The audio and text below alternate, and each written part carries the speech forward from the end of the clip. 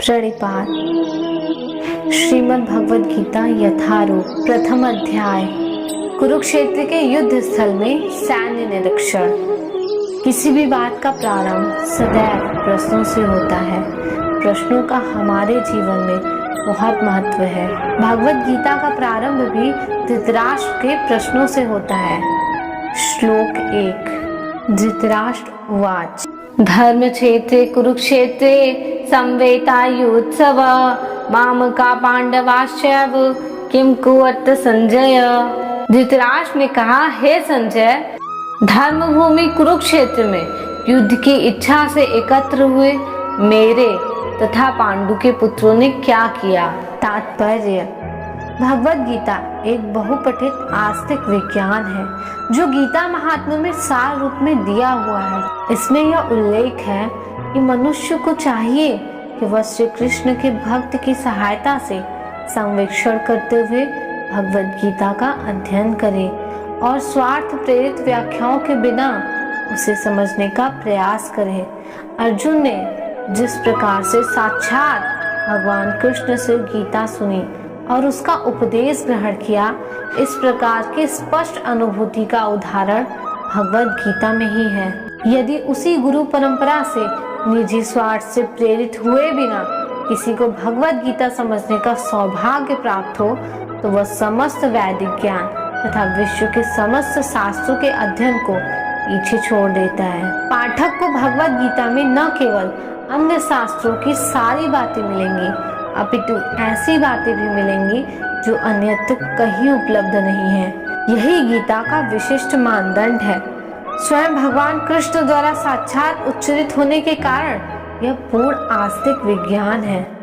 महाभारत में वर्णित धृतराष्ट्र तथा संजय की वार्ताएं इस महान दर्शन के मूल सिद्धांत का कार्य करती हैं। माना जाता है कि इस दर्शन की प्रस्तुति कुरुक्षेत्र के युद्ध स्थल में हुई, जो वैदिक युग से पवित्र तीर्थ स्थल रहा है। इसका प्रवचन भगवान द्वारा मानव जाति के पथ प्रदर्शन हेतु तब किया गया था जब वे इस श्लोक में स्वयं उपस्थित थे। धर्म क्षेत्र शब्द सार्थक है क्योंकि कुरुक्षेत्र के युद्ध स्थल में अर्जुन के पक्ष में श्री भगवान स्वयं उपस्थित थे। कौरवों के पिता धृतराष्ट्र अपने पुत्रों की विजय की संभावना के विषय में अत्यधिक संदिग्ध थे। अतः इसी संदेह के कारण उन्होंने अपने सचिव से पूछा कि उन्होंने क्या किया। वह आश्वस्त थे कि उनके पुत्र तथा उनके छोटे भाई के पुत्र कुरुक्षेत्र की युद्ध भूमि में निर्णयात्मक संग्राम के लिए एकत्र हुए हैं। फिर भी उनकी जिज्ञासा सार्थक है। वह नहीं चाहते थे कि भाइयों में समझौता हो, अतः वह युद्ध भूमि में अपने पुत्रों की नियति के विषय में आश्वस्त होना चाह रहे थे। चूंकि इस युद्ध को कुरुक्षेत्र में लड़ा जाना था, जिसका उल्लेख वेदों में स्वर्ग के निवासियों के लिए तीर्थ स्थल के रूप में हुआ है, अतः धृतराष्ट्र अत्यंत भयभीत था कि इस पवित्र स्थल का युद्ध के परिणाम पर न जाने कैसा प्रभाव पड़े। उसे भली भांति ज्ञात था कि इसका प्रभाव अर्जुन तथा पांडु के पुत्रों पर अत्यंत अनुकूल पड़ेगा, क्योंकि स्वभाव से वे सभी पुण्य आत्मा थे। संजय श्री व्यास के शिष्य थे, अतः उनकी कृपा से संजय धृतराष्ट्र के कक्ष में बैठे बैठे कुरुक्षेत्र के युद्ध स्थल का दर्शन कर सकते थे। इसलिए धृतराष्ट्र ने उनसे युद्ध स्थल की स्थिति के विषय में पूछा।